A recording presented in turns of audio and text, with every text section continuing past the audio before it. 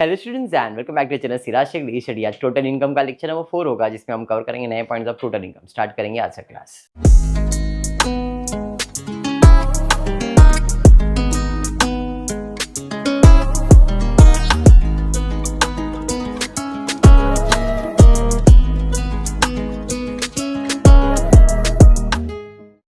In the previous lecture हमने total income के कुछ सम्स किए थे। आज सैलरी के साथ कोई अदर सोर्स चालू कर देंगे। मतलब पिछले क्लास में सैलरीज एंड अदर सोर्स ही था, बट अब कोई दूसरा सोर्स ऑफ इनकम ले लेते हैं। देखते हैं आज क्या पढ़ने को मिल रहा है।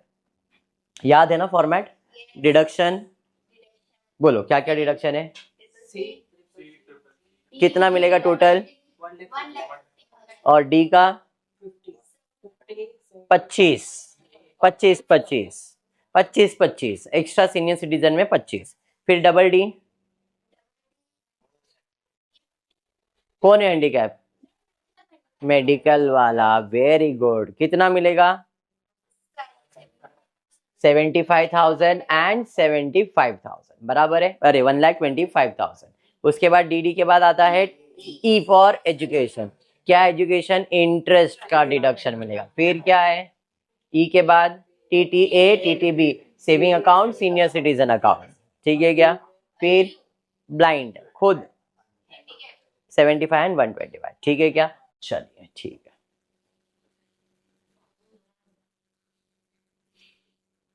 सैलरी प्लस हाउस, मतलब अभी हमारा जो सोर्स ऑफ इनकम हो गया है खुशबू, salary and house property.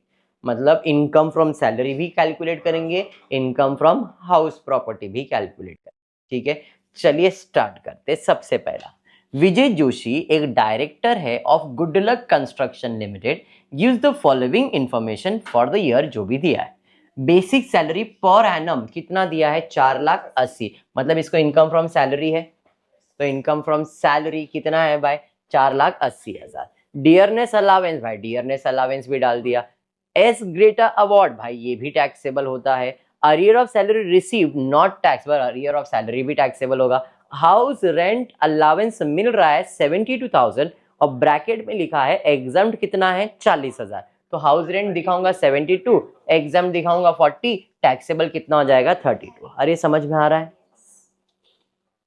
Bhushan ji? Bhushan ना, तो दशरथ समझ में आ गया बेटा, वेरी गुड, बस कर रहे।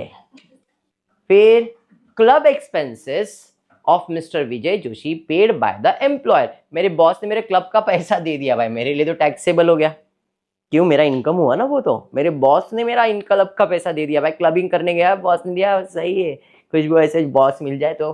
Profession tax deducted from the salary, deducted from the salary. Provident fund deducted from the salary. इसका मतलब जो ऊपर सैलरी दिया वो नेट रहेगा, जो डिडक्ट हुआ आपने वो क्या करना है? ऐड। अब यहाँ पे कुछ बोला नहीं नेट सैलरी वगैरह कुछ। अगर कुछ नहीं बोला इसका मतलब हमको क्या देना पड़ेगा? डिडक्शन। तो भाई हमने यहाँ पे बेसिक सैलरी ही रखा है और टोटल सैलरी निकाला है 9,57,500।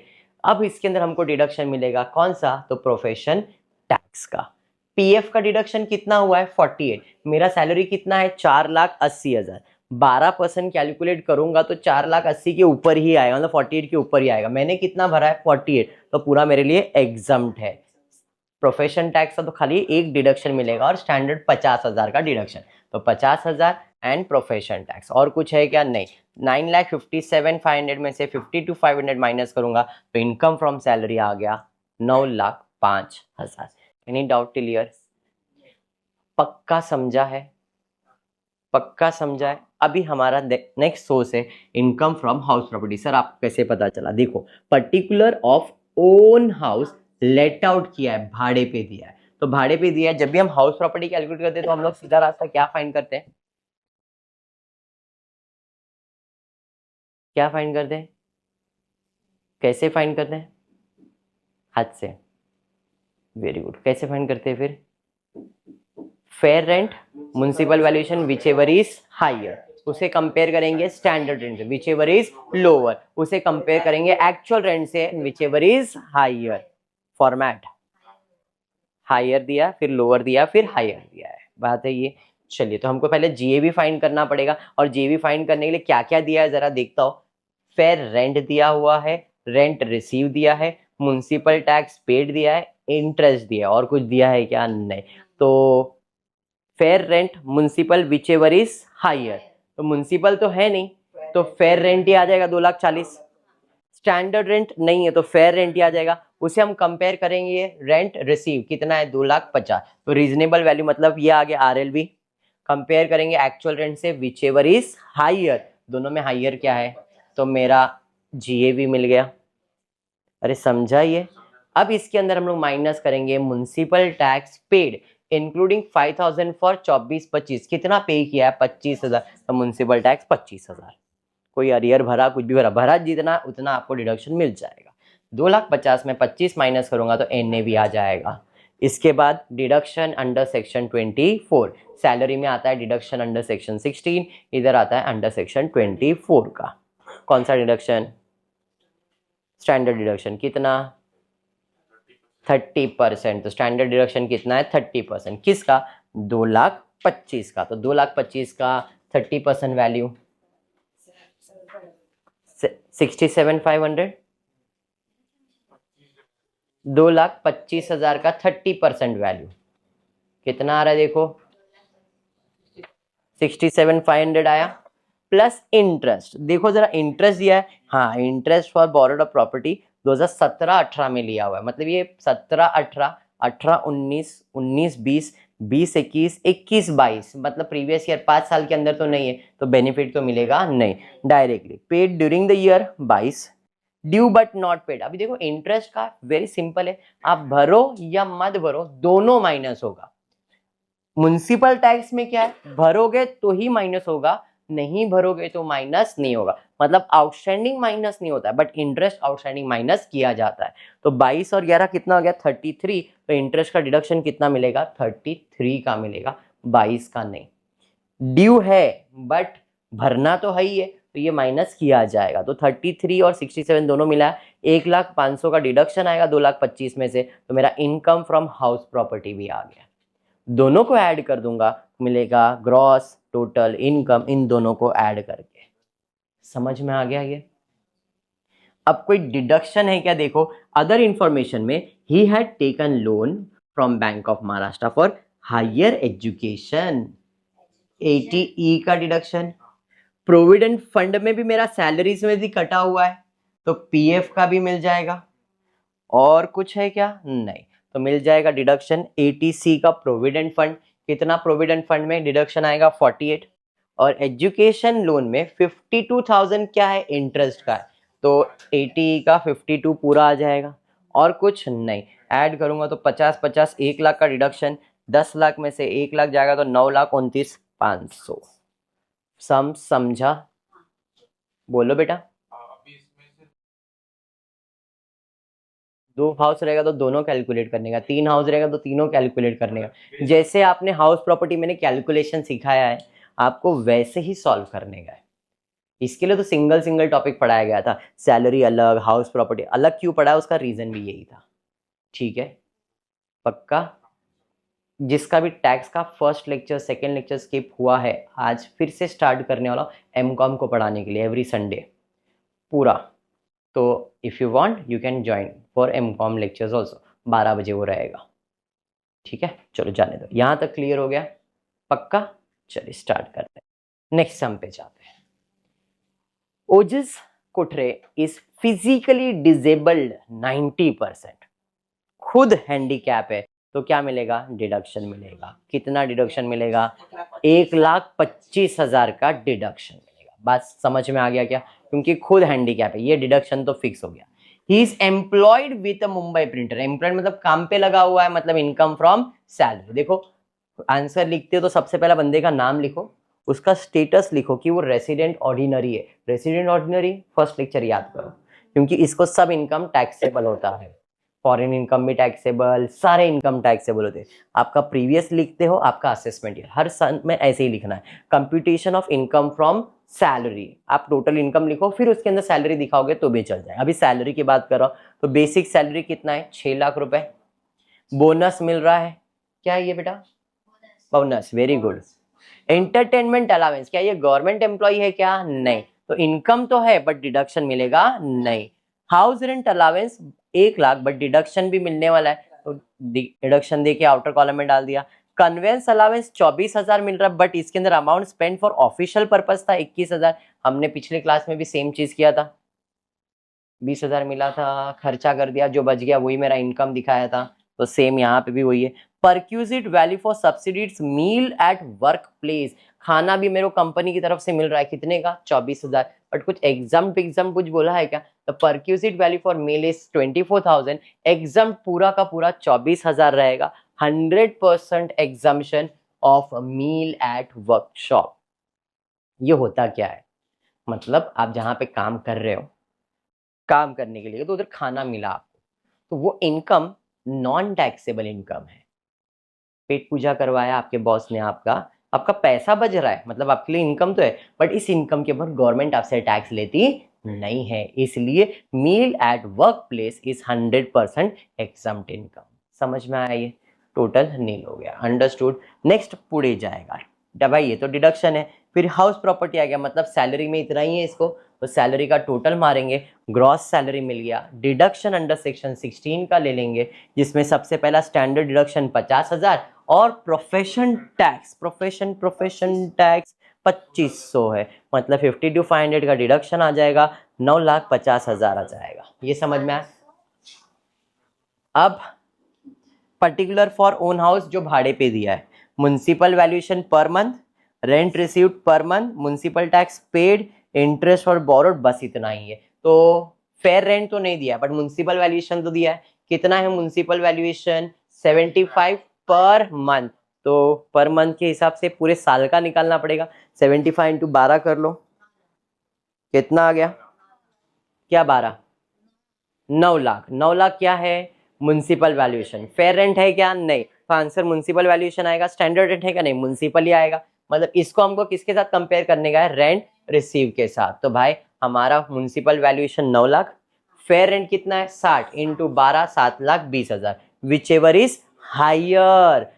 हमने यहाँ पे भाड़े पे ही दिया ना, वेकेंट तो है नहीं, तो 9 लाख मेरा आंसर आएगा। इसके अंदर हम माइनस करेंगे municipal tax paid for the previous year, for the previous, दोनों प्रीवियस ईयर, ये 23-24, 24-25 का प्रीवियस ईयर दोनों भरा हमने, मतलब पूरा 36,000 का डिडक्शन मिल जाएगा। अरे समझा? प्रीवियस के भी प्रीवियस ईयर का आपने भर दिया, मतलब इस साल का तो भरा ही है, उसकी भी प्रीवियस ईयर का भर दिया, तो जितना पेड किया है पूरा माइनस होगा। नहीं नहीं नहीं, ऐसा कुछ भी नहीं है।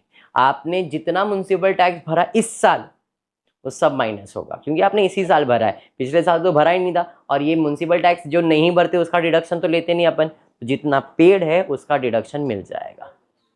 बेटा उसका बैग दे दे उसको। डन है इतना?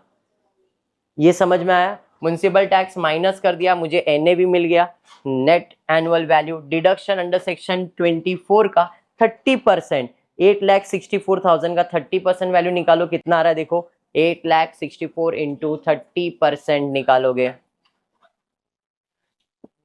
2,59,200। कोई इंटरेस्ट है क्या? Interest paid on the capital for the construction of 1,70,000 है, तो पूरा 1,70,000 का डिडक्शन मिल जाएगा। तो 8 लाख में से 4 लाख का डिडक्शन मार दूंगा, 4 लाख मेरा इनकम फ्रॉम हाउस प्रॉपर्टी, दोनों को ऐड करके जीटीआई मिल जाएगा। अब जीटीआई के अंदर क्या क्या डिडक्शन मिलने वाला है, तो खुद हैंडीकैप है ये तो मिलेगा ही, कोई प्रोविडेंट फंड तो था नहीं। फिर आगे दिया है other information, he completed his graduation in engineering 2021, for this he has taken education loan in the corporate bank in 2000, during the year paid 80,000 as interest. Education loan लिया था, मतलब 80E का डिडक्शन मिलेगा, खुद तो हैंडीकैप है और 80E का डिडक्शन, 90% हैंडीकैप है तो 1,25,000 तो आएगा ही, और एजुकेशन भी आ जाएगा, मतलब 2,05,000 का डिडक्शन, 13 लाख में से 2 लाख माइनस करोगे तो नेट टैक्सेबल इनकम आ जाएगा। समझ में आया? समझ रहा है? पक्का समझ रहा है? चलिए लास्ट सम लेते हैं, income from house properties and salaries का। Basic salary and house property दिया है। चलिए सबसे पहला बेसिक सैलरी कितना मिल रहा है भाई? 6 लाख रुपए पूरा। 6 लाख, तो 4 लाख क्यों लिखा है भाई साहब ने? ओ भाई साहब, 4 लाख, 6 लाख। Commission received 2.5 lakh, 3 lakh. अच्छा छोड़ो, शायद रिटायर हुआ रहेगा, ये देख लेते, रिटायर हुआ है क्या? He worked with furniture for the year ended 31st March 2025. Gives the following information. Interest on capital borrowed during the year, other information. Amount गड़बड़ किया तूने,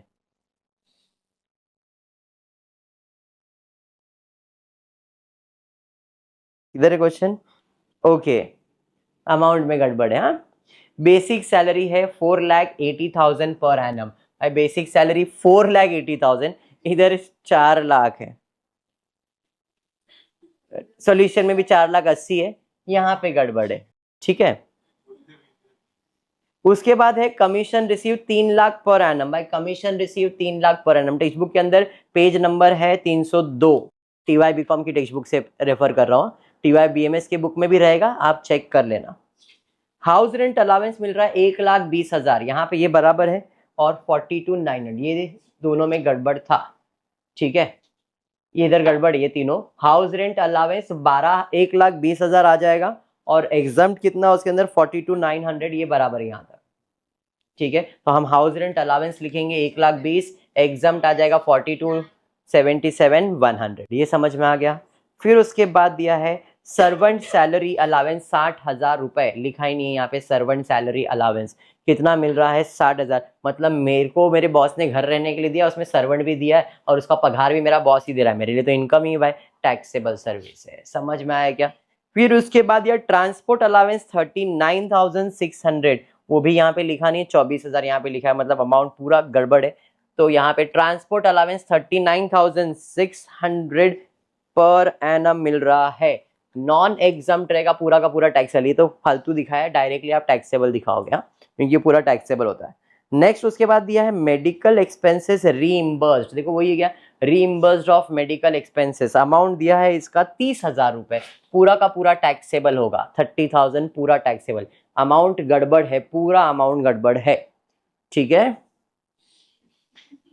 किसी की यादों में खोए हुए प्रोफेशन, बस गाने का नहीं बेटा, फिर फील आता है, फिर ये वापस एक खोए जाता है। भाई प्रोफेशन टैक्स डिडक्टेड का अमाउंट है 2,500 रुपए, यहाँ पे ये 2,500 जो दिख रहा है वो प्रोफेशन टैक्स का है। ठीक है, तो प्रोफेशन टैक्स का क्या मिल जाएगा? डिडक्शन, और कुछ नहीं। तो भाई इसका मतलब इसका टोटल मारेंगे, ये टोटली गड़बड़ है। 4,80,000, 4,80,000, 3 लाख, जरा कैलकुलेट कर लो, मैं बोलते जा रहा हूँ। 4,80,000, 3 लाख, 77,100, 60,000, 39,600, 60,000, 39,600 और 30,000, कितना हो गया? 9,86,000। देखा, देख रहे हो टैलेंट, देख रहे हो टैलेंट बोलते हो बेटा इसको। अमाउंट कुछ भी, हमारा टोटल तो वही आएगा, 9,86,700। इसके अंदर मिलेगा डिडक्शन अंडर सेक्शन 16 का, कितना है standard deduction? 50,000, and profession tax जो 2,500 आपने भरा था वो 52,500 का डिडक्शन मारेंगे, आपको आ जाएगा इनकम 9,34,200। सैलरीज क्लियर हो गया। अब इनकम फ्रॉम हाउस प्रॉपर्टी, वो भी मैं इसी में से पढ़ लेता हूँ। पहला दिया म्युनिसिपल वैल्यूएशन पर मंथ 80,000, मालूम था गड़बड़ है। म्युनिसिपल वैल्यूएशन 80,000, 75,000 नहीं। और rent receive per month 1 lakh, वो भी यहाँ पे नहीं है। तो यहाँ पे म्युनिसिपल वैल्यूएशन दिया है, म्युनिसिपल वैल्यूएशन दिया और रेंट दिया है, मतलब म्युनिसिपल को रेंट से कंपेयर करूंगा तो म्युनिसिपल वैल्यूएशन 80,000 पर मंथ है, तो 80 इंटू 12 कर लो, कितना आ रहा है? 80 इंटू 12 करोगे 96, 9,60,000 आ जाएगा। फेयर रेंट 1 लाख रुपया पर मंथ, 10, अभी तक 10 महीने के लिए लिखा है, शायद रेंट रिसीव में बोला है house was vacant for 2 months, तो हमने रेंट कितने महीने का लिखा? 10 महीने का। समझ में आया क्या? तो यहाँ पे अपने को लोअर वैल्यू लिखना पड़ेगा, हाँ, बट एक्चुअल रेंट तो ज्यादा है, तो हमारा जीएवी क्या आएगा? एक्चुअल रेंट आ जाएगा। समझ में आ गया? क्योंकि एक्चुअल रेंट कम आना चाहिए था, ये 12 महीने का 9 लाख, ये 10 ही महीने का, तो यही मेरा एक्चुअल रेंट बन जाएगा जीएवी। ठीक है, इसके अंदर municipal tax paid by, municipal tax paid by the owner है 50 और टेनेंट है 10,000। देखो यहाँ पे गड़बड़ है, क्वेश्चन तो लिखा है बराबर, एक 50 और एक 10 है। म्युनिसिपल टैक्स ओनर भरेगा, वही माइनस होगा, 10 भरेगा वो माइनस नहीं होगा, मतलब 50,000 का डिडक्शन मिलेगा, इससे ज्यादा नहीं। तो म्युनिसिपल टैक्स 50,000 का डिडक्शन आएगा, 10 में से 50 जाएगा तो 9,50,000 NAV आएगा। इसमें मिलेगा डिडक्शन अंडर सेक्शन 24 का 30%। 9,50,000 का कैलकुलेट करो कितना आ रहा है, 9,50,000 का 30% कैलकुलेट करो कितना आ रहा है, 285 बराबर। मेरे को लगा और भी इसका भी कुछ बोलेगी। ये तो हो गया प्लस इंटरेस्ट। इंटरेस्ट है क्या, इंटरेस्ट ऑन बोरोड कैपिटल कितना है भाई, interest on borrowed capital purchase for paid during 1,20,000 है, and interest outstanding 31st is 60,000। दो इंटरेस्ट है, 1,20,000 और एक आउटस्टैंडिंग है, तो टोटल 1,80,000 का इंटरेस्ट है। दोनों को ऐड किया, टोटल अमाउंट पूरा मिस्टेक है, अमाउंट पे फोकस मत करना, क्वेश्चन चेक करना, ये लिखा बराबर है, खाली अमाउंट गड़बड़ है। अब 9,50,000 में से 465 माइनस करोगे तो आपको आंसर आ गया 4,85,000। दोनों को ऐड करूंगा तो मुझे मिल जाएगा ग्रॉस टैक्सेबल या टोटल इनकम। इसके अंदर डिडक्शन मिलेगा, कौन से तो भाई खुद ब्लाइंड है तो खुद का तो डिडक्शन मांगेगा ही। फिर कोई एजुकेशन लिया रहेगा इसने, यस लिया है 40,000, तो 80U और 80E। समझ में आया क्या, 80U हैंडीकैप है, अमाउंट भी इधर 75% है बेटा, 80 से कम है ना, तो 75,000 आएगा ना। 80U 75 और इंटरेस्ट ये ऊपर नीचे किया भाई साहब, फिर से इधर 80U हैंडीकैप के लिए, 80 एजुकेशन के लिए, एजुकेशन 40 और ये 75। डिडक्शन टोटल 1,15,000, इसमें से माइनस करूंगा 1,00,000। कभी कभी होता है गलती इंसान से ना, किसी की याद में नहीं, ये सब में किसी की याद में रहेगा 100%। हमारा जो टाइपर है ना, वो भावनाओं में बहा रहेगा एकदम, गानों में ऐसा चला गया ना, उसी टाइम का है ना ये गलती।